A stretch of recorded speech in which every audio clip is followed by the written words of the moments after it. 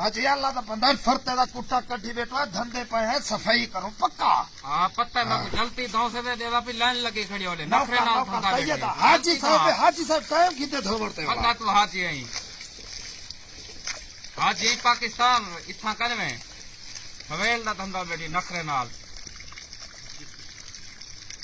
Surf मगवे क्या ये company किथे ने केरे कंपनी दे देख सही तो धिजो झग मुकदा नहीं का पाकिस्तान दी है पाकिस्तान जो के नहीं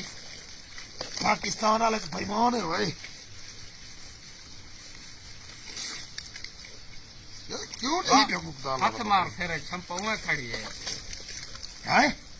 फेरे छंपो में खड़ी है किमे तू धंधा बैठी वो यार तू ही को घर एक से साइड दे को तुझे सारी वेट सठी हां क्या है क्या छटे ना तू बैठी हां क्या सटे ना बेटा शैम्पू चेता तेरा वाल गए अच्छा वाला पानी खराब है और वाला झाग मची है तेरे वाल हैं खराब ओ मुझे रोटी के इधर पता करे तू शैम्पू दा तरीके रे पका ले क्या ठीक है ओ यार छाकी दा नहीं मुकदा अल्लाह दा पता सवेर दा बरे दा बैठा है चेता तेरा वाल गए हाँ हाँ हाँ ओए पर ठीक है ओए केरी कंपनी दा ये हैं मुत्रा मेरे मुंह है बड़ा था